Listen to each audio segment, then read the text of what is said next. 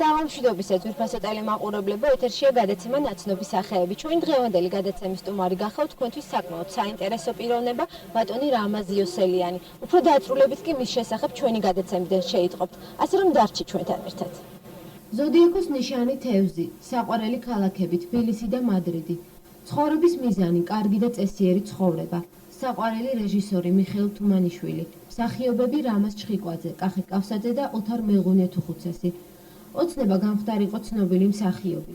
საყვარელი მწერალი ანტუან სანტ-ეგზუპერი. ჰობი თეატრი. საყვარელი სადილი ლობიო. მალნე ჩვევა ფეთქებადია. წელიწადის საყვარელი დრო გაზაფხული. ფრაზა რომელსაც ხშირად იმეორებს.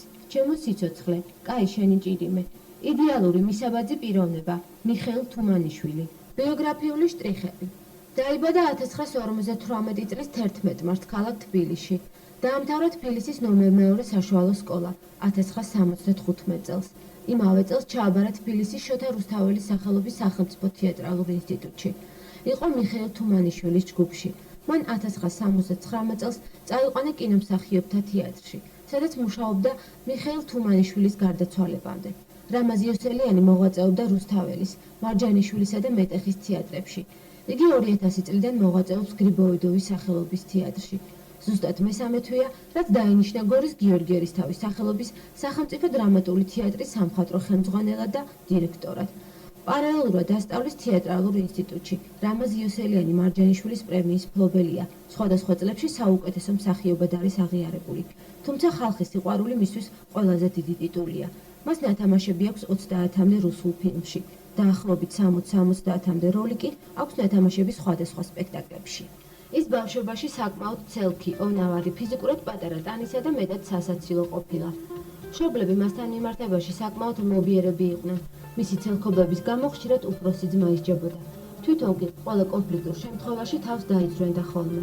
აი ასეთი იყო დღეს უკვე ცნობილი მსახიობი გორის გიორგი ერისთავის სახელობის სახელმწიფო დრამატული თეატრის ხელმძღვანელი რამაზ იოსელიანი. იგი ბავშვობიდანვე ოცნებობდა გამხდარიყო ცნობილი მსახიობი. მისი ოჯახი თითქმის ყოველ კვირას ესწრებოდა სპექტაკლებს. მისი ნათლია უნდა გამხდარიყო გიორგი შავგულიძე, თუმცა სამწუხაროდ ის გარდაიცვალა. რამაზ იოსელიანმა ჩააბარა თეატრალურ ინსტიტუტში და მოხვდა მიხეილ თუმანიშვილის ჯგუფში. სტუდენტობის პერიოდს ბატონი რამაზი დღეს დიდი სიამოვნებითა და ღიმილით იხსენებს. თეატრი სტუდენტებისათვის მეორე ოჯახი იყო, სადაც საუზმობდნენ, სადილობდნენ, სწავლობდნენ, ჰქონდათ რეპეტიციები. ამ განუწყვეტელმა აქტიურმა მუშაობამ განაპირობა ის პოპულარობა და აღიარება, რასაც დღეს უკვე ცნობილმა მსახიობმა, ნიჭიერმა საზოგადო მოღვაწემ რამაზ იოსელიანმა მიაღწია. როგორც ყველა ბავშვი, ალბათ ცელქი ვიყავი, უნავარი და სასაცილო ბავშვი ვიყავი ძალიან, როგორც ამბობენ. ისინი დიდი ყურებით, პატარა ტანით. მაიმუნ ბავშვი ვიყავი. ცელქი რო იყავით, მშობლები ალბათ ძალიან ხშირად გიძდნენ ხოლმე. არა, ჩემთან მიმართებაში მშობლები არასოდეს მკაცრი არ ყოფილან, პირიქით. ჩვენ ოჯახში ყოველთვის კარგი ურთიერთობა ჰქონდა. მე ყოველ შემთხვევაში მშობლებთან კარგი ურთიერთობა მქონდა. სამაგიეროდ ჩემ ძმას ცემდნენ, ურტყამდნენ, ხანდახან მოადებდნენ ისევ ჩემი გულისთვის. მე უშლიდი ნერვებს ჩემ ძმას და ის მე რო გამლახავდნენ, მე და ჩემი მამა ჩემი იმას გალახავდნენ და იყო ეს.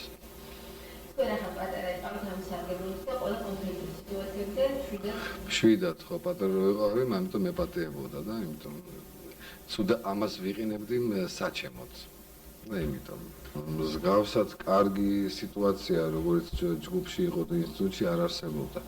დღესაც ჩემ სტუდენტებს ამას უჩიჩინებ და ველაპარაკები, რომ გიყვარდეთ ერთმანეთი, რომ ეს არის ინსტიტუტი, არის სახლი. სადაც თქვენ ეუფლებით თქვენს პროფესიას, ანუ იმას, რაც მთელი ცხოვრება თქვენ გჭირდებათ, რასაც უნდა ემსახუროთ. ჩვენ შემთხვევაში ჩვენი ინსტიტუტი, თეატრალური ინსტიტუტი, ბატონი მიშას და გამოისწრებით. იყო ნამდვილად ოჯახი, ჩვენ გვეწებოდა მაშინ სწავლას ხრის ნახევარზე ვიწყებდით სწავლას და ვამთავრებდით ღამის 11 საათს. ანუ ჩვენ არ გამოდიოდით ინსტიტუტში. ეს ყველაზე ლამაზი წლები. იქ ვკითხულობდით, იქ საუზმობდით, იქ სადილობდით, იქ მუშაობდით, რეპეტიციები ჰქონდა, ყველაფერი ერთად. კარგი პერიოდი იყო. დაახლოებით 3 თვეა, რაც გორის თეატრის მზრუნველი ხელმძღვანელის ხელი დაეტყო. ამ მცირე დროის მანძილზე თეატრში მრავალი სასიკეთო ცვლილება შეიმჩნევა. როგორც ბატონი რამაზი ჩვენთან საუბარში აღნიშნავს, იგი გორში ერთადერთი მიზნით ჩამოვიდა. გააკეთოს ყველა გორელისათვის კარგი საქმე. აღუდგინოს გორის თეატრს, ქართული კულტურის ამ ძირძო კერას ძველი დიდება და გაამართლოს ის ნდობა, რომელიც მას ადგილობრივმა ხელისუფლებამ გამოუცხადა. თეატრი მის ცხოვრებაში ძალიან ბევრს ნიშნავს. თეატრი ერთი დიდი ოჯახია, აქ მოსულ მაყურებელს უნდა მიეცეს საშუალება მოხვდეს სხვა სამყაროში, სადაც დაისვენებს ცხოვრებისეული პრობლემებისაგან. ამჟამად აქ ძველი შემოსასვლელი გაუქმებულია. სარემონტო სამუშაოები კი მიმდინარეობს შენობის მხოლოდ იმ ნაწილში, რომელიც სასწრაფოდ საჭიროებდა მიხედვას. გორელებსა და ჩამოსულ სტუმრებს საშუალება მიეცეთ თეატრის წინა მხარეზე გახსნილ კაფეში ისიამოვნო და გაატარონ თავისუფალი დრო. 17 სექტემბერს კი გორის თეატრში სეზონი გაიხსნება, პრემიერით და მაყურებელიც არაერთი სიურპრიზის მომსწრე ხდება. მე ჩამოსული ვარ ერთადერთი რამის, ჯერჯერობით მიწასვლას არ ვაპირებ არსად. ამ ყველაფერს რო ვაკეთებთ თეატრში. მე ამას ვერც მოვიკიდებ და ვერც ავიღებ არსად. ამას ვაკეთებ მხოლოდ და მხოლოდ იმიტომ, რომ თეატრი არის ჩემი სახლი, ჩემი ცხოვრება და მე ვალდებული ვარ, რომ ბატონ მიხეილს მხარში ამოვუდგებ. და მე მჯერა, რომ ის კარგ საქმეს აკეთებს, მიამაღება. რატომ არ უნდა დავეხმაროთ? ყველამ უნდა დავეხმაროთ. ჩვენ ერთმანეთს კი არ ვუკეთებთ კარგ საქმეს. ჩვენ კარგ საქმეს ჩვენი ქვეყნისთვის ვაკეთებთ. და ქვეყანა ჩვენ ერთი გვაქვს. მეგობარსაც შევიძენთ, მეუღლეებსაც შევიძენთ ერთხელ ორჯერ სამჯერ და ასე. ქვეყანას ვერ შევიძენთ. ქვეყანა ერთი გვაქვს, როგორც მშობელი, მეტი არაფერი. ამიტომ ჩვენ ქვეყანას უნდა გამოვარდნოთ. რამაზი იოსელიანი ჯერ დაოჯახებული არ არის. უმეტეს დროს თეატრს უთმობს, ამიტომაც თავისუფალი დრო ნაკლებად აქვს. თუმცა იყო პერიოდი, როდესაც განტვირთვისათვის თავის კერამიკის საამქროში მუშაობდა და არაფრისაგან ქმნიდა შესანიშნავ ნივთებს. მას ხშირად უხდებოდა მარტო ცხოვრება. ამზადებდა გემრიელ სადილებს, განსაკუთრებით კარგად კი ლობიო და ხორციანი კერძები გამოსდიოდა. სადილის მომზადება, იმიტომ რომ ახლა მე სახლში 14 კაცი ცხოვრობს ჩემთან სახლში. ახლა გორში, იმიტომ მსახიობები, რეჟისორები ყველა მორიგეობთ რაღაცა საჭმელს, მაგრამ ვაკეთებ ლობიოს კარგად ვაკეთებ და ხორცეული ასეთ კაი ჩაკაფული და ესენი წვადი და ვიცი. ხელი და იმპროვიზაცია რა, მეტი არაფერი არ არის. კიდე მე მქონდა სახელოსნო და მე ვფიქრობ, რომ იქნება კიდე მეღირსოს იმ სახელოსნოში მუშაობა. მე მქონდა საკუთარი კერამიკის საამქრო.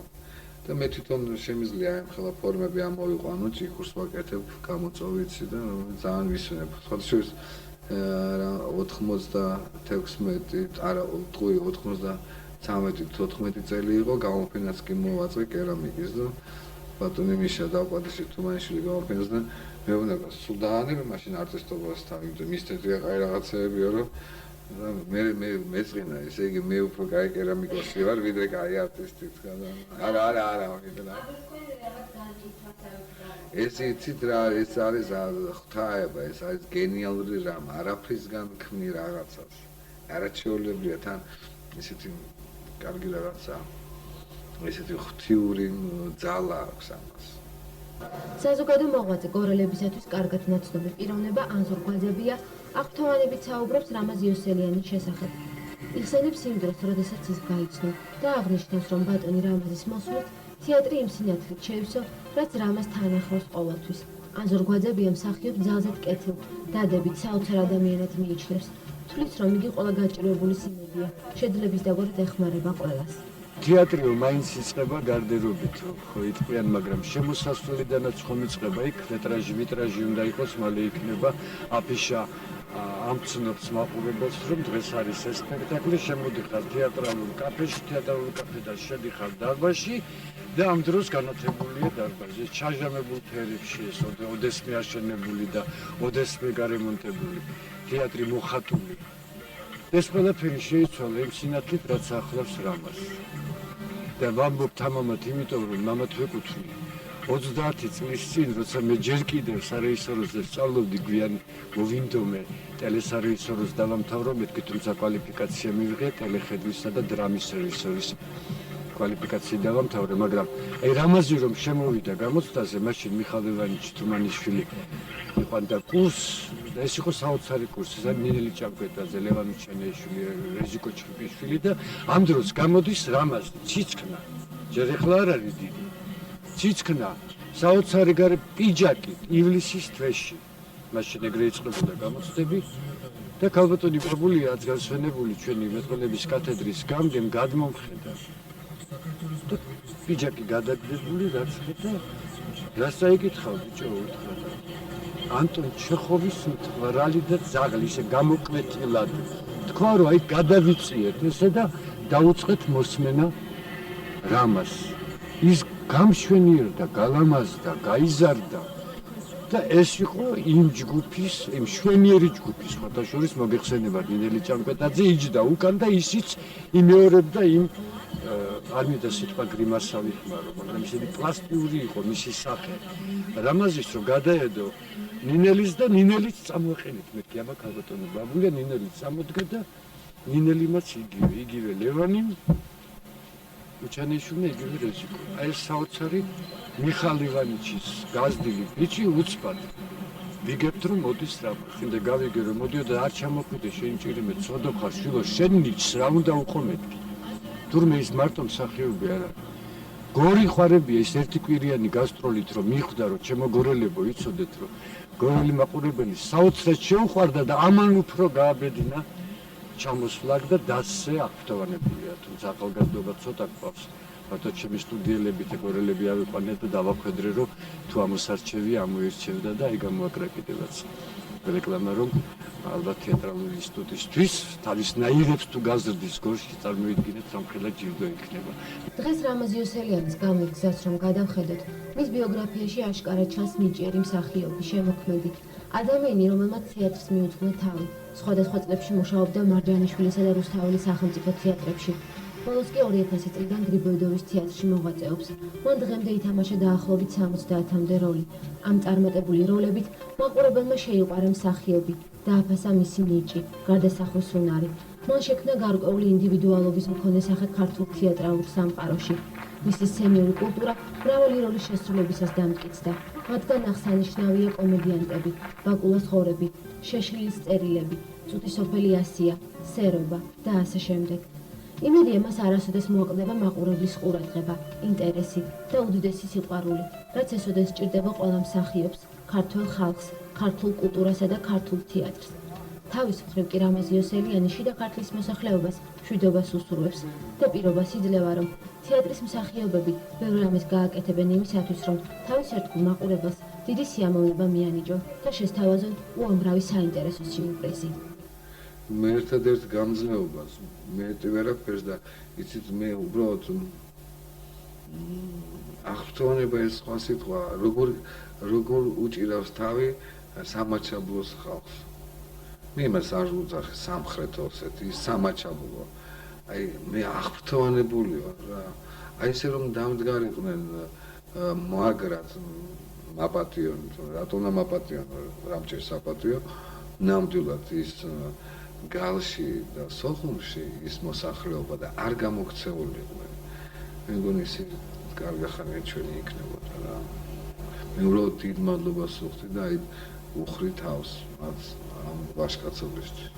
და უსურებ ჯერ გორელებს უსურებ არიან არაჩვეულებრივი მაყურებელი და მე ვაძლევ პირობას რომ ჩემი მსახიობები მთელი თეატრი რომ ბოლო წვეთსაც გაიღებენ მათთვის იმიტომ ამაზე ლამაზე არაფერი არ არის რომ შეგიძლია მიანიჭო ადამიანს სიამოვნება ეს მხოლოდ რჩეულების ხვედრია და მე დარწმუნებული ვარ რომ გორელები კმაყოფილები იქნებიან თავიანთი თეატრით. იცით რა არის საოცარი რამ არის. აი გუშინ მოვდიოდი, შევედი გასტრონომში სიგარეტი ვიყიდე და ერთი კაცი მეუბნება რა ხდება ჩვენს თეატრში. აი ეს არის ფრაზა არის გენიალური. რატომ? იმიტომ რომ თეატრი თითოეული ადამიანისათვის არის საკუთარი. ანუ ის ამბობს ის კი არ კითხულობს რა ხდება თეატრში, რა ხდება ჩვენში. ეს გათავისებული აქვს ამ მთელ მაცხოვრებელს, ამ მთელ რეგიონს თბილისში არ ხდება ეს. არავინ არ იტყვის რა ხდება ჩვენ თეატრში. იქ ბევრი თეატრია და რა ხდება მარჯანიშვილში, რა ხდება იქა. მაგრამ თქვას კაცმა რა ხდება ჩემ თეატრში, ეს მარტო გორელებს შეუძლია და ეს უკვე გარანტია იმის, რომ ეს თეატრი იქნება მაგარი. ჩვენია ეს. როგორც ჩემია, ისევე განიცდის ის, ისევე ტკივა იმასაც თეატრი. ამაზე კარგი რა არის. ძვირფასო ტელემაყურებლებო, ამით ჩვენი გადაცემა დასრულდა. ჩვენ ერთ კვირაში კვლავ შევხვდებით ერთმანეთს და ისევ თქვენთვის საინტერესო ნაცნობ სახეს წარმოგიდგენთ, ასე რომ დაგველოდეთ. დიდი მადლობა ყურადღებისათვის. ნახვამდის.